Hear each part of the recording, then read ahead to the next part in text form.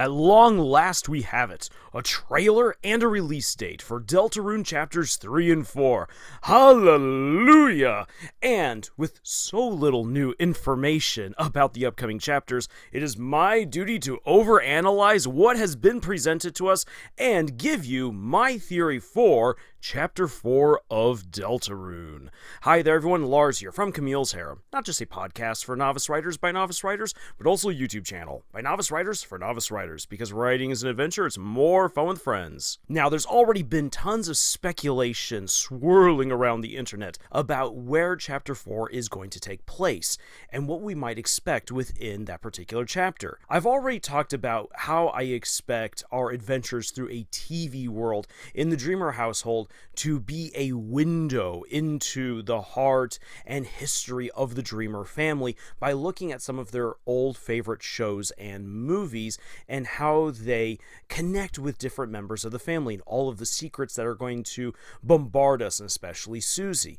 But when we look at Chapter 4, it's unclear. Where are we going to go? Are we going to go over to the church? We see some church motifs, some religious motifs throughout the very, very brief clips that we get of Chapter 4. Others say that we might be going into the holiday manor, and some people have even presented the idea that we might be going into town hall, to where the mayor is at, all of which are really interesting ideas. Personally, I believe that we are going to be going into the holiday manor.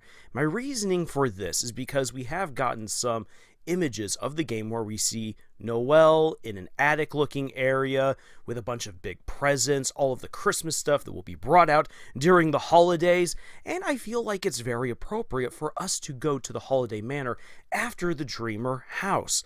And I'm going to give you my reasons why and what I think we can expect within the holiday manor in Chapter 4. So with Chapter 3 of Deltarune, very likely going to be a Dreamer-centric chapter where we're going to get into the history of this fractured family. I think it's very appropriate that we then get involved in the Holiday family. They are the other big family within Hometown, and they're also the other family that we are most associated with at this point in the game.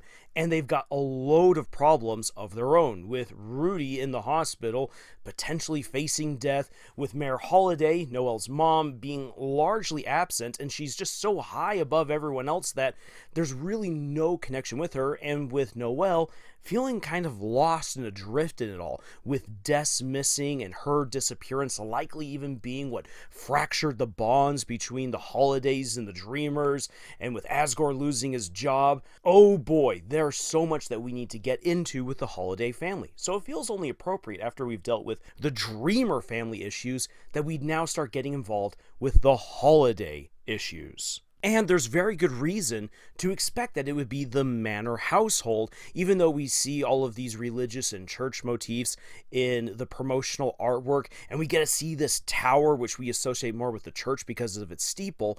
And the reason why I say that is because we know that the Holiday family isn't just all about Christmas, but they are religious. The whole making of the angel that Noelle and Des would do, the fact that Noelle left a little angel right there next to Rudy, indicates that there is a religious sense within the house. And if this is a dark world created within the Holiday Manor, it is going to reflect a lot of what's happening within the home. So that is why we have these religious symbols, the symbol of the Deltarune. Furthermore, remember that Mayor Holiday is above everyone else. She's so far and aloof, and so it would seem as if she's kind of ruling over Hometown in a lofty tower, away from everyone else. You can't reach her. And it also fits in with Noelle, who feels cut off from so many other people. She's the daughter of the mayor. She's in this big house. She's cut off from everyone.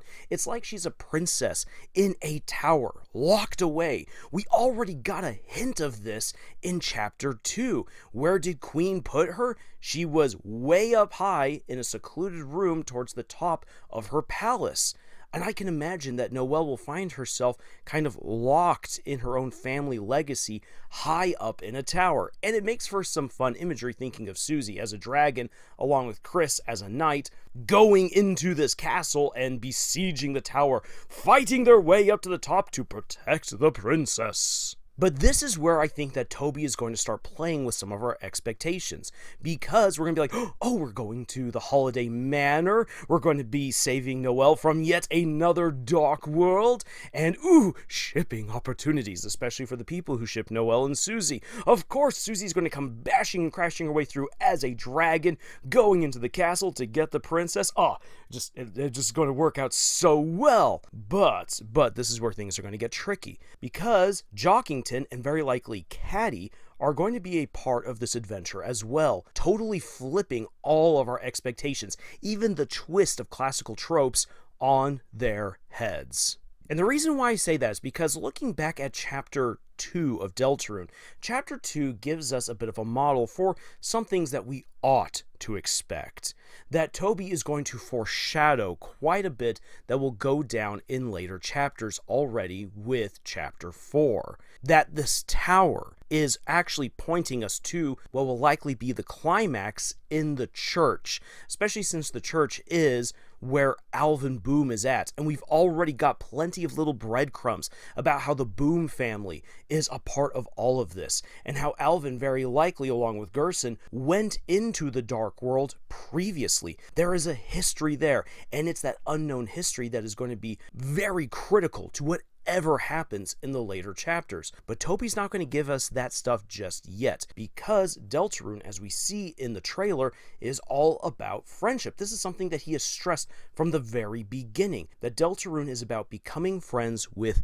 everyone, especially within the classroom. Now, Noelle is already friends with basically everyone in the classroom, so what's the big issue there? Well, Deltarune Chapter 2, again, shows us what we might come to expect with Chapter 4, because we learn in Chapter 2 that Noelle is not really good friends with Chris at all. She's held herself very distant from them. Even though Chris knows her, Noelle just doesn't want to get involved with Chris really anymore. Sure, she'll be nice to them whenever they're around each other, and especially in public, but Noelle feels distant from Chris. On top of that, Noelle's relationship with Birdley was toxic. I mean, we already kind of knew that from Chapter 1, but the extent of which was even deeper and worse than we thought it was once we start getting into Chapter 2. And then, when we look again at Chapter 2 and Chapter 1, it looks as though Noelle and Jockington get along really, really well. But what if that's not the case?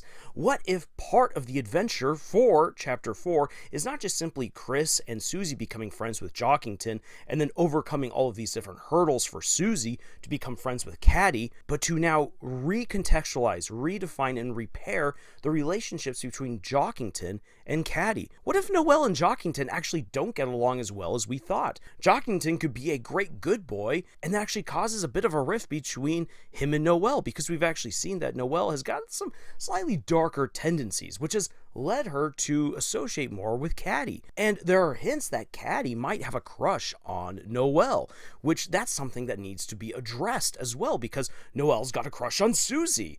Oh my gosh, the drama! We have a love triangle possibly forming right here, and Caddy does not like Susie, and Susie does not like Caddy at all, which is going to cause problems for Noelle, because Noelle wants to latch on to Susie all the time, every day, but if she wants to be friends with everyone in class, or at least project this idea of friendship with everyone else in class, that's going to rub Caddy the wrong way, and that's going to cause all kinds of friction. So before we can even get to the really big moments of the story, the big things that are going to lead us to the showdown with the angel, with Angel's Heaven, and what on earth is really going to happen should the roaring come about? What does Alvin Boom have to do with all of this? What is it going to mean when Azrael shows up? All of those questions are meant for way later chapters. Chapters most likely 6 and 7, maybe a little bit of 5. Chapter 4 is to help us make great strides of progress with our relationships with Noelle, with Jockington, with Caddy, and continuing on with Susie. And on top of all of that, we need to also consider the very good chance that Noelle is going to have to start confronting issues with her own family by this point in the chapter. That the journey through the Holiday Manor is going to reveal a lot of darker secrets that Noelle probably doesn't want to have come to light. And hence then the darker atmosphere that we see projected in the colors of the characters. So we're likely going to learn more stuff about Des, what's really happening with Rudy and the real relationship that everyone has with Noelle's mom, Mayor Holiday. And I do not expect any of that stuff to be resolved in Chapter 4. I don't. As opposed to Chapter 3, where I think that the Dreamer family is going to be set on a path towards some kind of reconciliation that's not going to yet happen for the holidays. Because I believe, as much as it's going to pain the fans of Noelle Holiday to hear this, that I think Noelle is going to have to suffer quite a bit before this all comes to an end. We got a brief shining moment in Chapter 2 where we see Noelle becoming braver and fiercer and happier. If you've at least done the happy route, if you've done the Snowgrave route, yeesh, that's going to be some interesting stuff to see play out. But I think that what Toby's ultimately doing is he's kind of giving us this brief happy moment with Noelle, so that way he can pull the rug out from under us and stuff us into a situation that is darker, yet darker still, in order to build up the tension, the momentum, and the themes for where everything is meant to come to a climax in Deltarune. The power of choice, the power of friendships. And while things are going to get better, I believe, for Susie and Chris, especially, I think that unfortunately things are going to look still pretty dark and muddled for Noelle, even after Chapter 4. And yeah, that's going to feel a little unfulfilling for some people when they get to the end of Chapter 4, I think. But that is intentional, to build up the drama leading up to Chapters 5, 6, and 7, because very likely Chapter 5 is going to finally be repairing relationships with Monster Kid and with Snowy, leading us up then to discovering what's really going on in Hometown and in the Dark World, and leading up to Azrael coming home, which will then consist of the final chapters of the game. So what I will say is this: Chapter 3 is going to be a whole lot of really zany television fun when it comes to exploring the life and the world of the Dreamer family. But when we get to Chapter 4, expect things to begin getting really intense as we dive into the personal world and life of the Holiday family, and we begin to uncover their dark secrets. The secrets of what happened to Des, what happened to the family, the real rift between them and the Dreamers, and what might be happening to Hometown. And I do not expect it to end particularly happily once we kind of take a step back and realize, oh boy, there's a lot of things going wrong, and the tension is going to be ratcheted up. Now, some people might be saying, okay, Lars, well, that's a fine theory and all, but really, what's your basis for this? Because, well, Chapters 1 and 2 are largely good, happy fun, and also, again, in the trailer, well, this is a humorous and friendship-filled adventure, as per the trailer and everything that Toby Fox has said. Why do you believe that things will get so dark? Well, that's also an element of Deltarune. That was one of the very first things that we were introduced to when the game was announced. And there is that, again, that conflicting theme of that you have no choice versus you do have a choice. And it seems as though Hometown and the whole world is just being railroaded towards destruction. And in order to keep that feeling alive, you need to have a dark turn somewhere. It is customary within many stories for the heroes, despite all of the great stuff that they do, for something to go wrong for them, whether it be that a villain scores a great victory, or a horrible accident occurs, or the heroes at one point make a wrong choice that has grave consequences. Whatever it be, there needs to be something that shows the heroes and the audience that there's a chance that they might lose. That helps to keep the tensions high, keeps the stakes high, and makes you wanting to come back for more, to root for the heroes to go on, because there's a chance that they might lose. And so you want them now to win more than ever. That is the kind of thing that we like to see in a long-form story. And I believe that Toby Fox knows this very well. Toby has shown time and time again that he is not just a good video game creator and a brilliant musician, but he's also a great storyteller. He knows what he's doing. And that's why you see this. That's why I see this dark turn coming, because you need to keep the tensions high. You need to make it look like the heroes can lose. Because so far in Chapter 1, the heroes won handedly and everyone's friends at the end. Chapter 2, things are actually better than ever when you really stop to think about it. We now understand Noelle and Birdley better. Friendships are growing stronger. Susie and Noelle are growing a little bit closer. The shipping potential is going through the roof. And while Chris seems to have opened up a new dark fountain, when we look at all of the promotional material for Chapter 3, it looks like it's going to be a bit of a fun romp, and we're really really, really excited for all of the answers and discoveries that are going to be made. And oh boy, I am waiting for that awkwardness when How to Draw Dragons appears once again. But when you put all of that together, it doesn't seem as though the story is really getting all that dark, unless you focus on Jevil and Spamton. But the thing is that focusing on them is kind of like hunting for Gaster throughout the game. We're left with just a lot of speculation, but the rest of the game seems really happy, hunky-dory, and moving forward in the positive direction. And so, where's the darkness that we were promised? This means that at some point,